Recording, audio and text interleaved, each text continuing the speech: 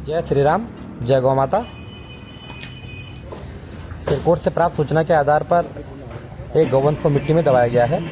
इसकी सूचना हमें प्रतिभा जोशी जी द्वारा दी गई थी और उनके द्वारा हमें बताया गया है कि किसी अज्ञात वाहन द्वारा इन गौवंश पर टक्कर मार दी गई, जिससे इनका जो शरीर है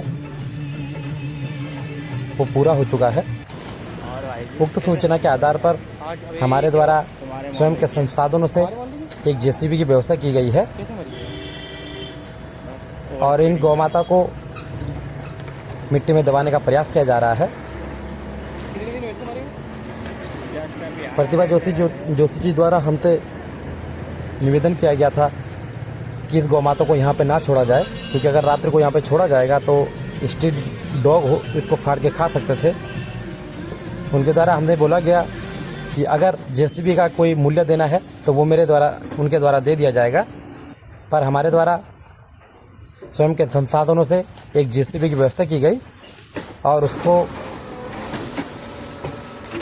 जो गौवंश है उसको जेसीबी के मुंह में रख के मिट्टी में दबाने के लिए नदी किनारे लाया गया है।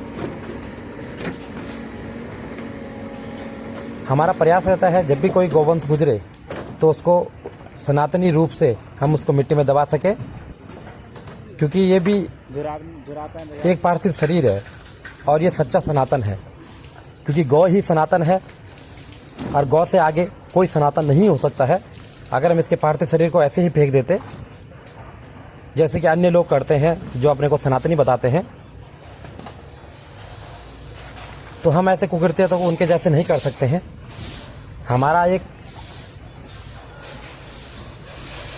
गौ माता के प्रति जो भाव है वो स्वयं जैसे अपनी माँ के प्रति होता वैसा ही है। नमक उन्होंने दिया।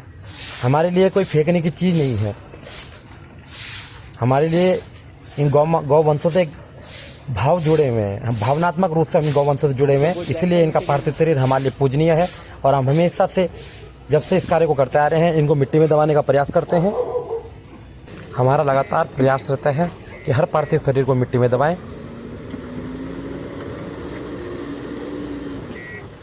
धन्यवाद।